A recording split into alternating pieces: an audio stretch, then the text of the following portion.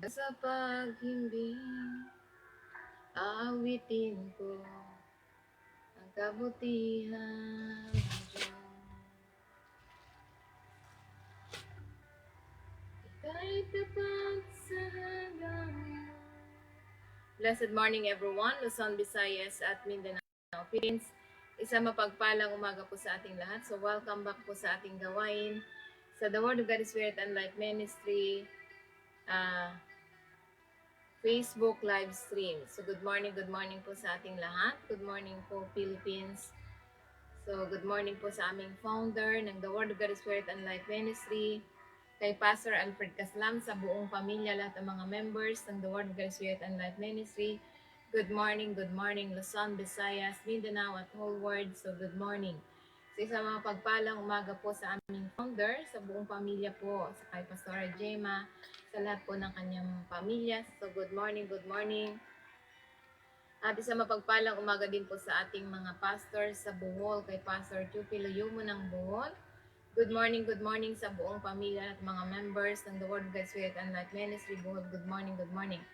At isang mapagpalang umaga din po sa ating pastor sa Cebu, kay Pastor Say Pinute, sa buong pamilya, lahat ng mga members ng The Word of God Spirit and Life Ministry Cebu. Good morning. At isang mapagpalang umaga din po sa ating pastor sa Claveria, Anii, kay Pastora Ria Kataratad. So good morning sa buong pamilya, lahat ng mga members ng The Word of God Spirit and Life Ministry, Claveria, Anii, at ganoon din sa Claveria, Mati, kay Pastor Bernie Sanagunya, sa buong pamilya, lahat ng mga members ng The Word of God Spirit and Life Ministry, Claveria, Mati. So good morning po sa ating lahat. Sa isang mapagpalang umaga po sa ating lahat. So welcome back po sa ating gawain sa The Word of God Spirit and Life Ministry, YouTube channel, Facebook, sa The Word of God Spirit and Life Ministry, San Isidro Homes, Kabuyao. So isang mapagpalang umaga po sa lahat ng million viewers na pinadala ng Panginoon sa ating Facebook live stream, at ganoon din sa aking mga pamilya sa Luzon, Visayas, Mindanao, at dito sa Bicol, sa Masbate. So good morning po sa buong pamilya, sa lahat po ng pamilya Lizardo, Rubio, lahat po ng pamilya. So good morning. So isang mapagpalang umaga. So tayo po'y manalangin sa Ama upang maihanda natin ang ating sarili. So tayo po'y manalangin. Good morning, Father God in heaven. Good morning, Lord Jesus. Good morning, Holy Spirit. We come to you in these beautiful days with abundant thanksgiving and praise in the name of Jesus Christ, with the power of the Holy Spirit. Thank you, Father God, for the great new day with your unconditional love, joy, peace, unity, loving kindness, mercy, miraculous ways in our life, Father. Thank you, Father God, for giving us strength, courage, understanding, wisdom, of Holy Spirit. You're the best teacher. We acknowledge and allow you to use my mouth to speak your words to every one of us. Salamat, Holy Spirit, sa pagtuturo mo ng buong katotohanan upang ang lahat na makatune in dito makapakinig sa iyong mga salita. Their spirit and they are life, Father. So ever subscribe and views on this channel, ma-open ang kanilang spiritual ears, heart, upang iyong maging mga anak, Father. Thank you, Father God, sa anointing to impart to me, to your servant, to destroy, to cancel, to rebuke all the works of our enemies, against principalities, against power, against the rulers of darkness of this world, against spiritual wickedness in high places, Satan, demons, evil spirit, spirit of witchcraft, spirit of sickness, spirit of poverty, spirit of anxiety. I will destroy you in the name of Jesus Christ of Nazareth. Ginagapos kita, tinatalian kita, mga espiritu ng ubo, sipon, lagnat, trangkaso, espiritu ng mga unbelief, espiritu ng fornication, adultery, espiritu ng kidney failure, in the name of Jesus Christ of Nazareth. Espiritu ng mga kapre, duwende, mga barang-bara, mga espiritu ng mangkukula, manggagaway, in the name of Jesus Christ of Nazareth. Ginagapos kita, tinatalian kita sa pangalan ng Panginoong Jesucristo na taga Nazareth. Lumayas ka at huwag ka nang babalik pa sa mga tao ng Diyos. In the name of Jesus Christ of Nazareth. Thank you, Father God, sa complete healing from head to foot, na normal na ang function ng iyong mga anak right now, na nangangailangan ng healing right now. Thank you, Father God. We love you, Father God in heaven. We love you, Lord Jesus. We love you, Holy Spirit. All the glory and honor we say in Jesus' name we pray. Amen. Praise the Lord. Glory to God. Isang mapagpalang umaga po sa ating lahat. Welcome once again. So good morning. Disclaimer po tayo. Narito po tayo upang turuan ang tao ng Diyos, turuang lubos sa lahat ng kabanalan at gawang mabuti. Lahat po ng babanggitin dito mula lamang sa kasulatan na kinasaya ng Diyos ay mapapakinabangan upang matuto sa katuwiran at pamamaraan ng Diyos, upang makamtan natin ang nais ng Diyos sa atin ng mga pagpapala, spiritual, physical na pagpapala, emotional na pagpapala, at financial na pagpapala. So, hindi po tayo nananakit or nanguhusga ng iba. Narito po tayo upang matuto sa katuwiran ng Diyos. So, magandang umaga po sa ating lahat. So, inaanyayahan ko po ang lahat na laging nakatunin sa ating gawain sa The Word of God, Spirit and Life Ministry dito sa channel Vivian Lizardo, The Word of God, Spirit and Life Ministry. So, good morning po sa ating lahat. So, once again, so isang mapagpalang umaga po sa ating lahat. So, ano yung ating pag-uusapan? Paano makakapagbalanse ang isang tao sa pagitan ng pagpapakita ng pagmamalasakit at suporta sa iba habang pinangangalagaan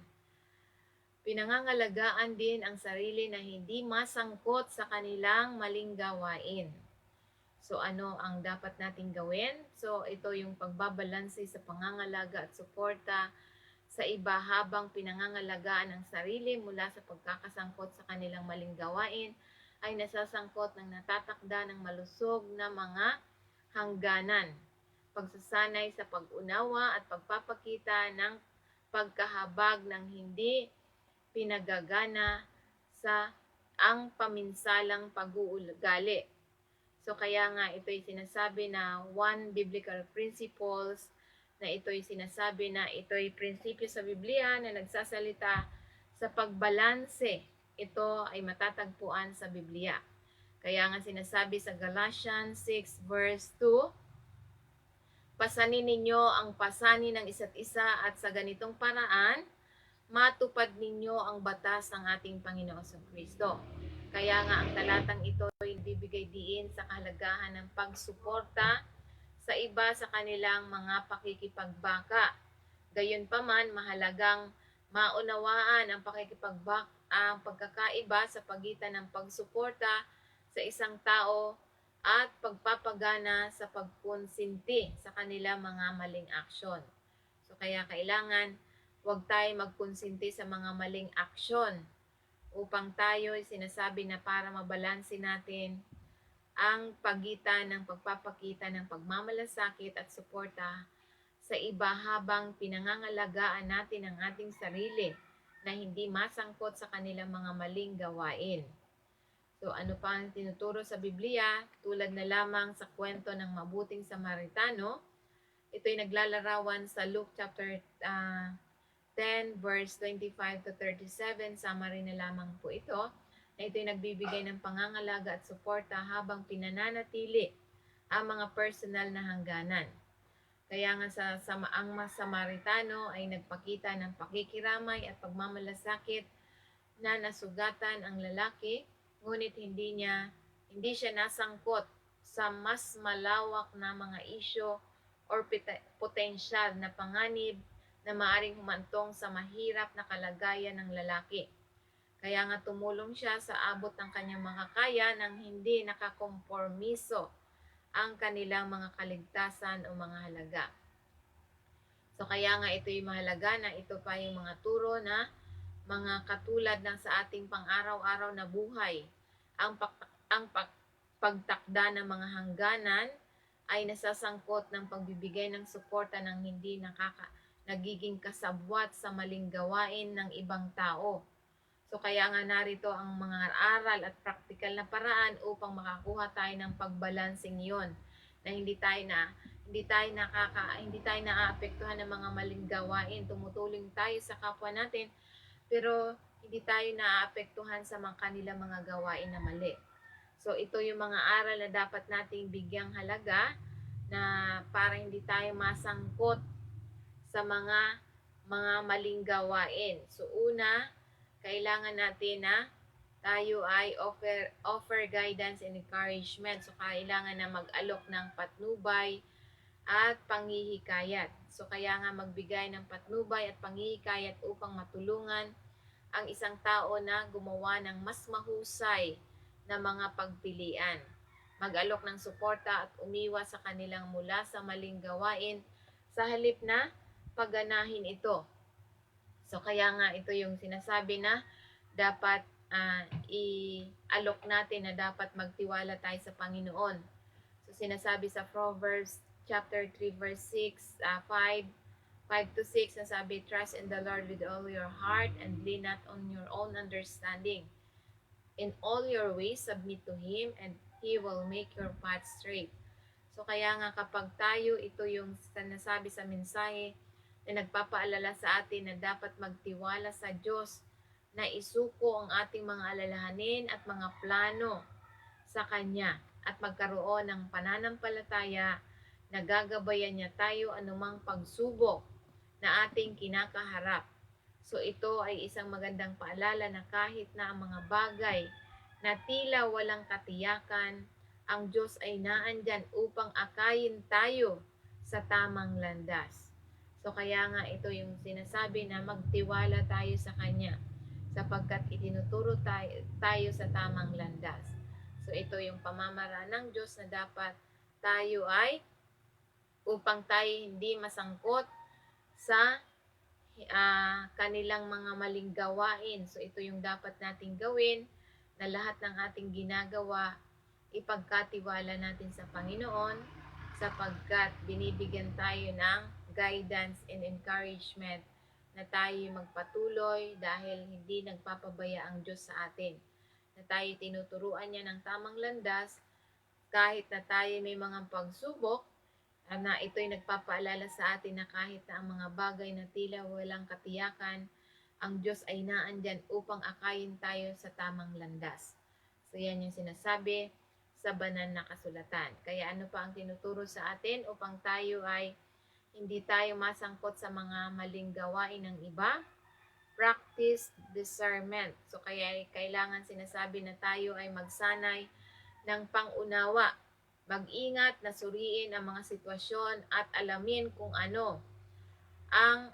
ang pagtulong ay maaring lumampas sa mga hangganan o pumayag sa nakakapinsalang pag-uugali.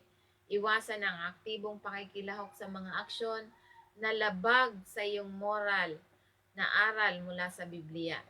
So kaya nga ito'y sinasabi na walang masamang tumulong. Ngunit dapat tayo bilang tayo tumutulong sa kapwa, tayo may hangganan. Kung alam naman natin na ito'y nakakalabag na sa aralin mula sa Biblia, so dapat tayo ay ituros natin ang tamang gawain. Nasubukin natin. Kaya nga sinasabi niya sa 1 Thessalonians chapter 5 verse 21, test everything, hold fast what is good. Susubukin ang lahat, panghawakang mahigpit kung ano ang mabuti. So dapat walang masama na subukin mong lahat, ngunit ang mabuti lamang ang ating gagawin. So kaya nga sinasabi dito na hinihikayat tayo na maging maalalahanin at maging matalino sa ating mga paniniwala at kilos. Pinapayuhan tayo na huwag tanggapin ang lahat ng walang taos-pusong taros at bagkus suriin. So, tanggapin ang lahat, ngunit dapat suriin natin ang lahat kung ito ba ay naayon sa pamantayan ng Diyos. At subukin ang mga bagay bago yakapin ang mga ito. So, wag tayong padalos-dalos. So, dapat subukin natin kung ito ba ay naayon sa kalooban ng Diyos, kung ito ba ay ayon sa pamantayan ng Diyos. Kaya nga ito ay nagpapaalala sa atin na gumamit ng karunungan at kung ano ang ating tinanggap. So nanghahawakan ng kung ano ang mabuti at totoo lamang. So hawakan natin kung ano ang mabuti at totoo lamang. So ayon sa kanyang salita. So isang mapagpalang umaga po sa ating million viewers, kay Doña Chona Pagalan. So isang mapagpalang umaga sa buong pamilya, lahat ng iyong pamilya. Doña Chona Pagalan, so good morning. So ano pa ang tinuturo sa atin? Magkaroon tayo ng communicate clearly. So kailangan magkaroon tayo ng malinaw na pakikipag-usap para hindi tayo masangkot sa kanilang mga maling gawain. Kaya nga ang ating pinag-usapan, paano makakapagbalanse ang isang tao sa pagitan ng pagpapakita ng pagmamalasakit at suporta sa iba habang pinangangalagaan ang ating sarili na hindi masangkot sa kanilang maling gawain. So, kailangan mayroon tayong malinaw na pakikipag-usap. Ipahayag ang iyong pangangalaga at pagmamalasakit habang nagtatakda ng mga hangganan. So, kailangan malinaw. So, dapat ipaliwanag mo ang lahat kung ito'y nakakasama na uh, ugnayan natin sa Diyos, dapat mayroon tayong hangganan. Ipahayag ang iyong pagpapahayag na sumusuporta ng hindi nasangkot sa maling gawain. So, yan ang iwasan natin. Hindi masamang tumulong, ngunit kailangan natin na hindi tayo nasasangkot sa kanilang maling ginagawa. So, kaya nga sinasabi sa Colossians 4 verse 6, naway laging puno ng biyaya ang iyong pakikipag-usap na tinitimplahan ng asin upang malaman ninyo kung paano sagutin ang lahat. So, kaya nga alam natin na dapat ayon lamang sa salita ng Panginoon na hinihikayat tayo na talatang magsalita ng mga bagay ng kabaitan, kalinawan. So, ito yung sinasabi sa banal na kasulatan, na ang paggamit ng wikang tinimplahan ng asin ay nagpapahiwatig ng ating mga salita ay dapat may layunin. So, ang ating salita dapat may layunin. So, iyan yung sinasabi sa banal na kasulatan. Na sinasabi yung paggamit ng wikang tinimplahan ng asin ay nagpapahiwatig ng ating mga salita ay dapat may layunin, nagdaragdag ng halaga, at nagpapahusay ng ating pangunawa sa ating pakikipag-ugnayan sa iba. So, ito'y nagpapaalala sa atin na makipag-usap sa isang paraan na hindi lamang malinaw, ngunit mabait din at magalang, na nagbibigay daan sa atin upang epektibong makisali at tumugon sa lahat ng nakakaharap sa mga pagsubok. So, yan ang sinasabi sa banal na kasulatan. Ano pa ang tinuturo sa atin? Encourage accountability. Hikayatin ang pananagutan. So, sinasabi dito na hikayatin ang pananagutan at responsibilidad para sa mga aksyon ng isang tao. Suportahan sila sa paghingi ng tulong o pagbawi kung sila ay nagkamali. Kaya nga sinasabi dito sa Galatians 6 verse 1, sabi niya, brothers and sisters, if someone caught a sin, sabi dito na mga kapatid, kung ang sino man ay mahuli sa kasalanan, kayo'y namumuhay ayon sa Espiritu, ay dapat na ibalik ng malumanay ang taong iyon. Ngunit ingatan ninyo ang iyong sarili, baka kayo rin ay matukso. So, kaya nga ingatan natin na tayo matukso din or masangkot sa kanilang mga maling gawain. So, kaya nga ito'y sinasabi sa banal na kasulatan na ito ang responsibilidad ng pagsuporta sa isa't isa at malumanay na pagtulong sa mga natitisod. Binibigyan din ito ang kalagahan ng pananagutan sa loob ng isang komunidad ng mga mananampalataya, na hinihimok tayo na lumapit sa iba ng may biyaya at pagpapakumbaba kapag tinutugunan ang kanilang mga pagkakamali. Bukod pa rito, pinapaalala nito sa atin na maging maingat at may kamalayan sa sarili sa pagbibigay ng patnubay na kinikilala ang sarili nating pagkamaramdamin sa katulad ng mga hamon. So, kaya ito yung dapat nating gawin na sinasabi sa banal na kasulatan. So, ano pa ang sinasabi sa banal na kasulatan? Paano makakapagbalanse ang isang tao sa pagitan ng pagpapakita ng pagmamalasakit at suporta sa iba habang pinangangalagaan din ang sarili na hindi masangkot sa kanilang mga maling gawain. So, kaya nga ano pa ang turo sa atin na aral? Lead by example. So, demonstrate moral integrity in your own action. Your example can can influence other positive and showcase a balance between care and responsibilities. Sinasabi dito na ito yung manguna sa pamamagitan ng halimbawa. Dapat ikaw yung example. So paano tayo ito yung magpakita ng mga moral na integridad sa iyong sariling mga aksyon.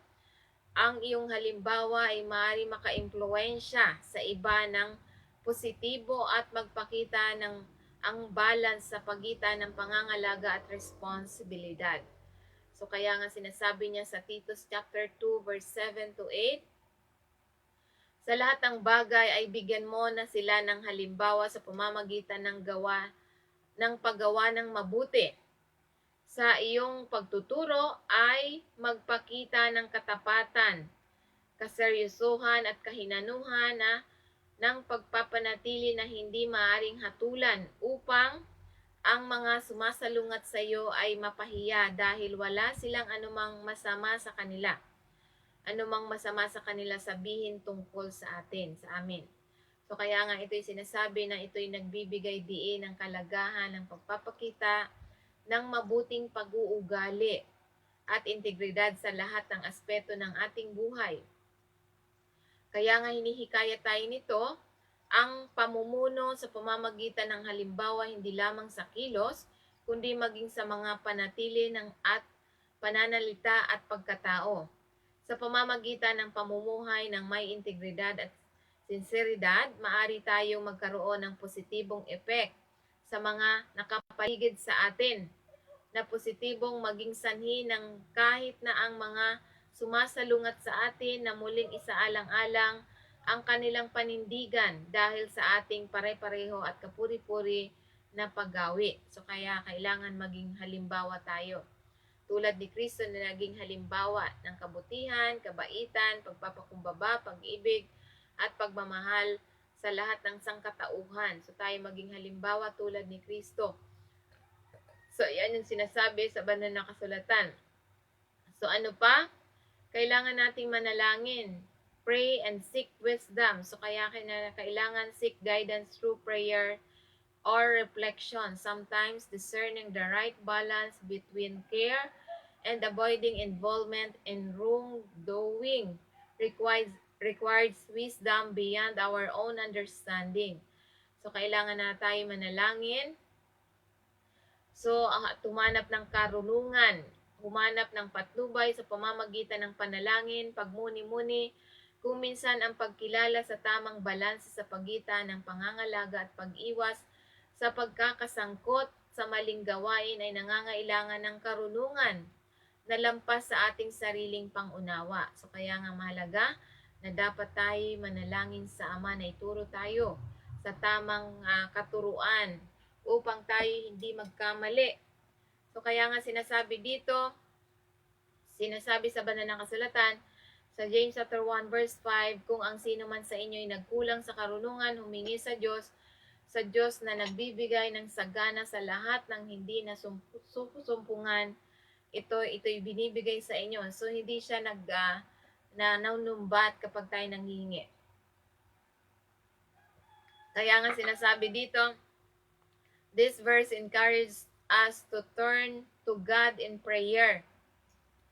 Sa pamamagitan ng panalangin, especially kapag tayo hindi natin maunawaan ang lahat ng mga ginagawa natin, ang mga desisyon natin.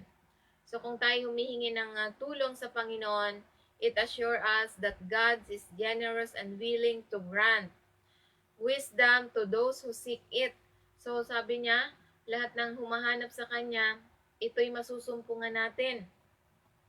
So kaya nga hinihikayat tayo na bumaling tayo sa Panginoon dahil siya lamang ang nagbibigay sa atin ng tamang karunungan, na siya hindi nanunumbat sa bawat tao kapag humihingi tayo ng tulong.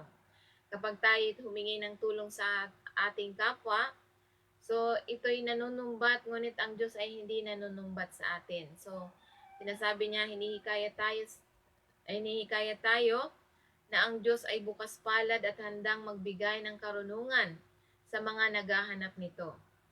Ang panalangin ay nagiging isang paraan upang mag-connect tayo sa Diyos sa pamamagitan ng pagbibigay niya sa atin ng patnubay at tayo magkaroon ng kalinawan sa paggawa ng mga desisyon na nagbibigay daan sa atin upang walang komplikado. Hindi tayo magkaka-complicated, walang complicated sa buhay natin.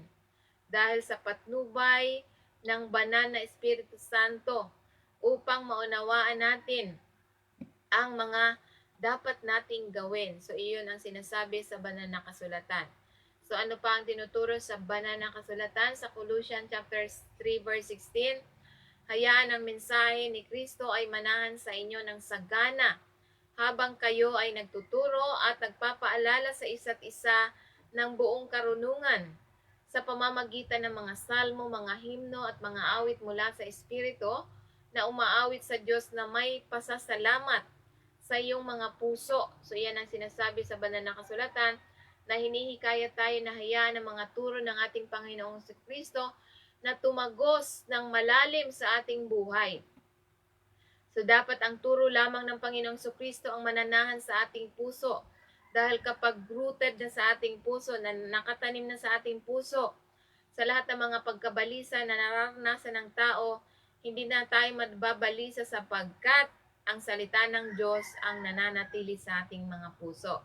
Kabilang dito hindi lamang sa personal na pag-aaral, kundi pati na rin sa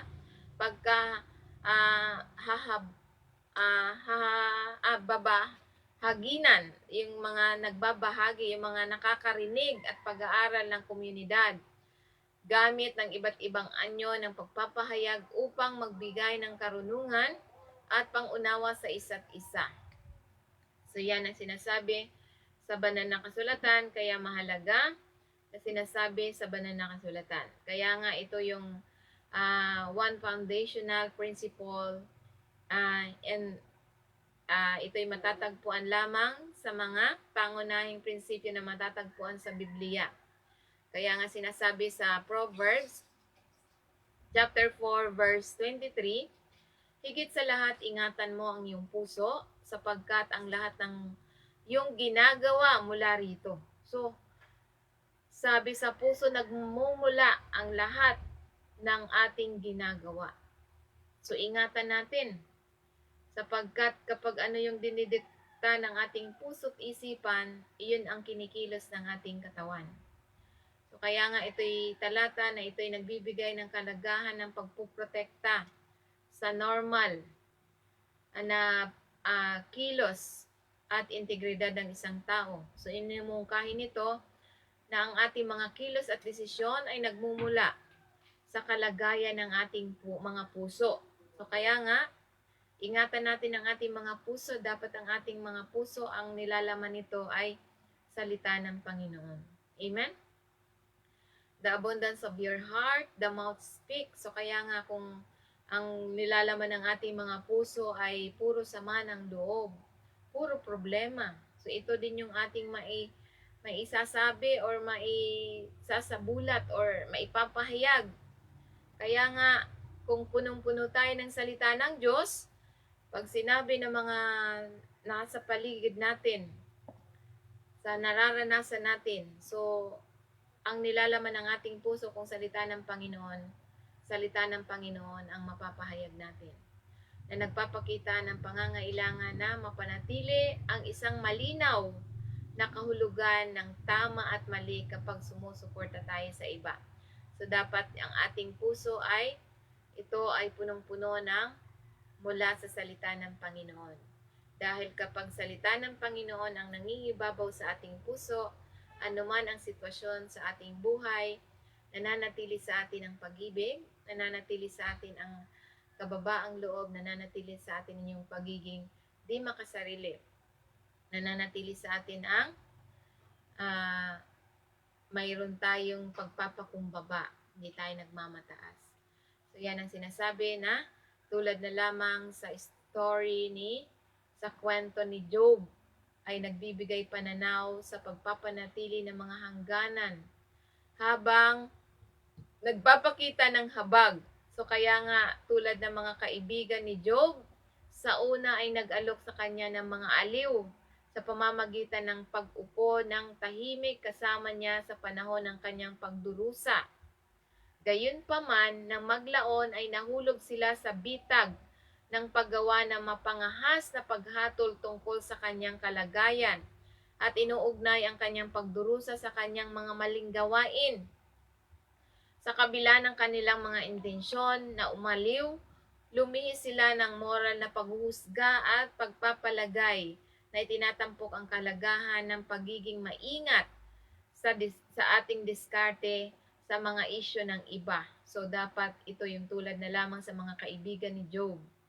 Akala ni Job makakatulong na, ngunit siya pa yung hinuhusgahan, sasabihin na, kaya ka nagkaganyan dahil ikaw ay may nagawang kasalanan. So, yan yung panghuhusga ng mga kaibigan. Kaya iwasan natin na tayo makasangkot sa kanila mga maling gawain. So, yan yung sinasabi. Kaya nga ito yung ating pinag-usapan, paano makapagbalanse ang isang tao sa pagitan ng pagpapakita ng pagmamalasakit at pagsuporta sa iba habang pinangangalagaan din ang ating sarili na hindi tayo masangkot sa kanilang mga maling gawain. So, yan ang sinasabi sa banal na kasulatan. So, ano pa ang tinuturo? Tulad sa John 8 verse 1 to 11 na sinasabi dito na si Jesus mismo ay nagpakita. Kaya nga ito ay nagpakita ng pagkamahabagi ng hindi pinahihintulutan ang paggawa ng masama. Kaya nga ito'y sa kwento ng babaeng nangalunya na nagpapakita ang Panginoong Kristo ng pagmamalasakit at pagkahabag sa pamamagitan ng hindi pagkondena, ng hindi paghatol sa kanya. Ngunit pinayuhan din sila na humayo ka ngayon at umalis ka sa iyong buhay na nagkasala. Na tulad na lamang ni Jesus, 'di ba? Sinabi niya, ang sino mang hindi nagkasala, bumato sa babaeng nagkasala. Ngunit walang bumato sapagkat ang lahat ng tao nagkasala. Sa ganitong paraan, hindi nagkondena ang ating Panginoong Kristo. Hindi siya nang husga sa mga taong makasalanan. Kaya nga ito yung pagmamalasakit niya at pagkahabag sa pamamagitan ng hindi pag-judge, hindi paghusga, na nagbibigay siya ng awa habag na naghihikayat ng pagbabago sa pag-uugali, na nagpapakita ng balanse sa pagitan ng pakikiramay at pagpapanatili sa mga pamantayang mula sa banal. So yan ang sinasabi sa banal na kasulatan upang hindi tayo masangkot sa mga maling gawain. So, yan ang sinasabi sa banal na kasulatan. Ano pa ang sinasabi sa banal na kasulatan? Sa Romans 16 verse 19, sinasabi dito na ito yung practical na mga termino na sa pagbalancing ito ay hindi nasasangkot ng mga maling gawain. So, pinapayuhan tayo mula sa Biblia na sinasabi na maging matalino tungkol sa mabuti at inosente tungkol sa masama. So, kaya nga ito'y nangangahulugang ito na magkaroon ng kamalayan sa potensyal na pinsala ng hindi na nababalot dito. Kaya nga kabilang dito ang pag-alok ng suporta at patnubay na tumutulong sa pag-redirect ng iba mula sa maling gawain na hindi aktibong nakikilahok dito. So, yan ang sinasabi na walang masamang tumulong, ngunit tayo ay hindi tayo makasangkot doon sa kanilang maling gawain.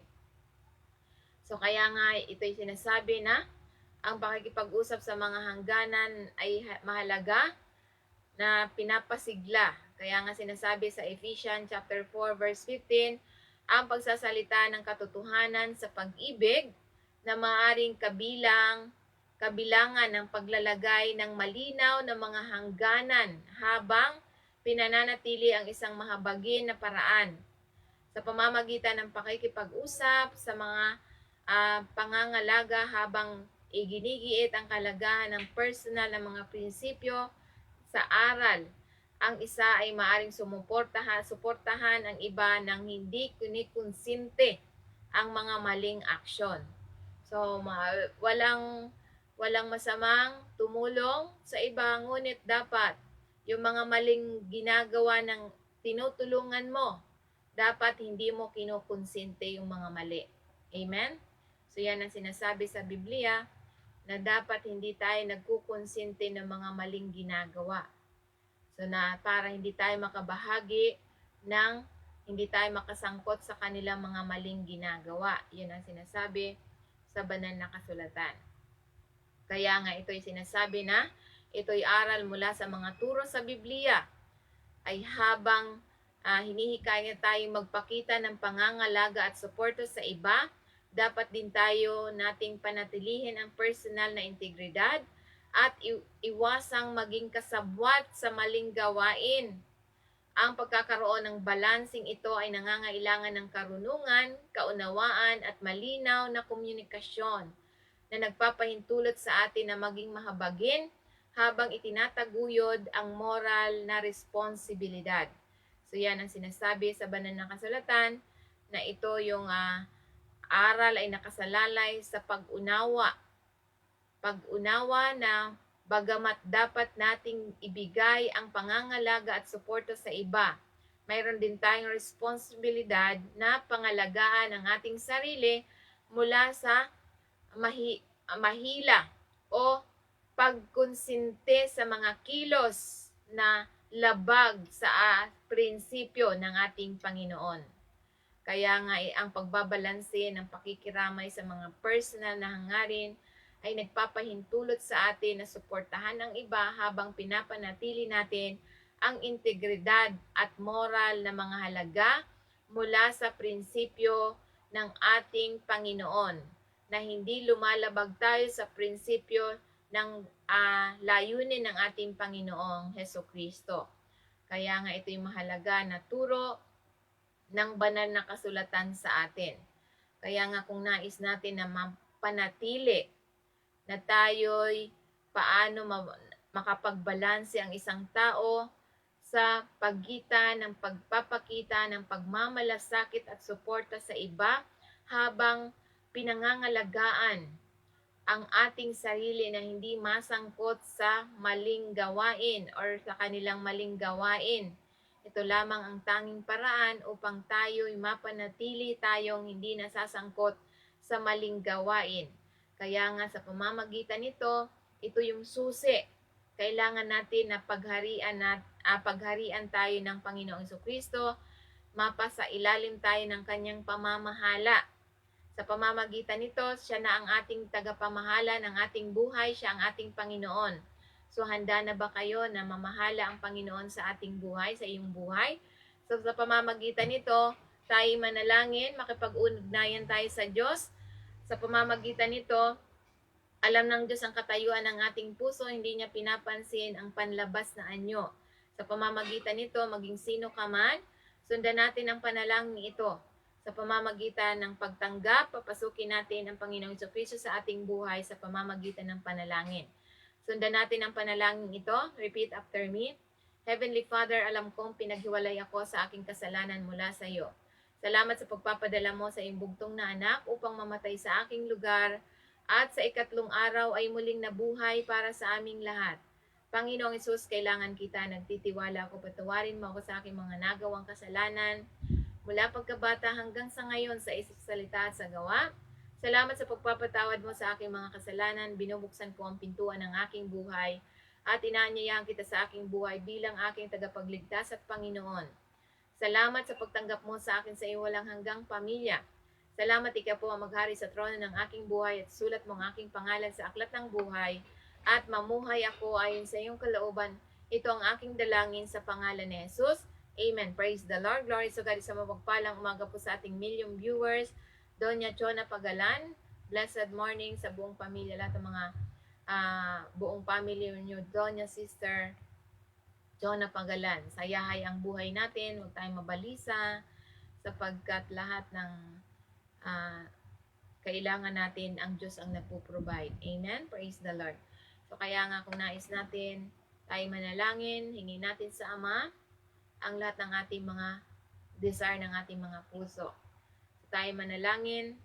Ama namin sa langit, sa pangalan ng Panginoong Jesucristo, sa kapangyarihan ng Banal na Espiritu Santo, Father, nagpapasalamat kami sa salitang ipinahayag mo sa bawat isa sa amin na laging mananatili sa bawat isa sa amin.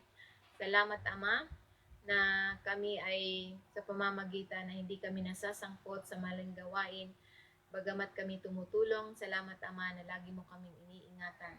Thank you, Father God, sa biyayang kagalakan, kasiglahan. Salamat ka sa kalakasan at pag-iingat mo sa bawat isa sa amin, sa aming mga mahal sa buhay, mga anak, mga kapatid sa pananampalataya, lahat ng mga viewers na pinadala mo sa iyong gawain. Thank you, Father God, ano man ang kanilang mga desire. Salamat, Ama, na granted na sa pamamagitan ng ang Panginoong Kristo na siya ang nagbigay ng lahat ng biyaya na wala nang sapat na silid na kalalagyan ng mga biyayang ipinagkaloob niya sa bawat isa sa amin, Father God. Thank you, Father God. You're the best supplier according to riches and glories of our Lord Jesus Christ. Kaya wala kaming pangamba, walang pagkabalisa sapagkat ikaw ang nagsusupply sa lahat ng aming mga pangangailangan. Thank you, Father God, sa mga taong ginagamit mo upang to support your ministry. Salamat, Ama, sa lahat ng mga sa lahat ng main church, sa daughter church. Thank you, Father God, sa lahat ng mga ginagamit mo upang to support your ministry. Thank you, Father God, sa thousandfold na pagpapalang ibinabalik mo ng siksik, liglig at umaapaw ng pagpapalang ipinagkaloob mo sa bawat isa sa kanila na according to riches and glories of our Lord Jesus Christ. So, super healthy, super blessed, super victorious ang aking mga kapatid sa pananampalataya sa Luzon, Visayas, Mindanao at whole world na yung mga anak, walang pangamba, walang pagkabalisa. Dahil ikaw ang nagsusupply sa lahat ng pangangailangan ng iyong mga anak. Thank you, Father God. You're the best shepherd sa pamamagitan ng dugo ng Panginoong Kristo na iniingatan mo ang yung mga anak sa Luzon, Visayas, Mindanao, at lalong-lalo na yung mga million viewers na pinadala mo sa iyong gawain. Thank you, Father God. Salamat, Ama. You're the best shepherd sa pamamagitan ng mga latay ng Panginoong Kristo na kami iniingatan, magtrabaho, magnegosyo, mag-travel, mag-aral. Salamat, Ama, sa safe and sound sa aming buong pamilya hanggat 7th generation ng aming pamilya. Thank you, Father God, na lagi mo kaming iniingatan na hindi mapahamak sapagkat ikaw lamang ang the best shepherd sa aming buhay. At salamat, Ama, sa pagpapaalala mo sa bawat salita mong ipinapahayag sa bawat isa sa amin. At salamat sa tamang direksyon na ginagabayan mo ang bawat isa sa amin na yung mga anak. Salamat, Ama, sa pag-iingat mo sa bawat isa sa amin na hindi kami napapahamak sapagkat ikaw lamang ang the best shepherd sa amin. Salamat, Ama, sa pamamagitan ng latay ng Panginoong Kristo na siya ang nagdala ng lahat ng karamdaman. Thank you, Father God, na kami ay super healthy. Sa pamamagitan ng latay ng Panginoong Kristo, ang tao ng Diyos walang sakit. Lahat ay normal ang nerve, normal ang function ng bones, normal ang lahat ng mga na-deform, naging normal na ngayon in Jesus' name. Thank you, Father God, na normal na ang lahat ng mga function ng iyong mga anak right now. Kung na-deform ni Satan, salamat, Ama, na sa pamamagitan mo, na-restore mo na ang kagalingan. Lahat from head to foot is normal. Normal na ang paglakad, normal na ang pagtakbo, normal na ang paghinga ng puso. Thank you, Father God. Receive healing right now in the name of Jesus Christ of Nazareth. Thank you, Father God. Thank you, Lord Jesus. Thank you, Holy Spirit. Receive blessing, receive protection, receive good health in the name of Jesus Christ of Nazareth. Thank you, Father God. Receive healing right now in the name of Jesus Christ. Receive victorious life.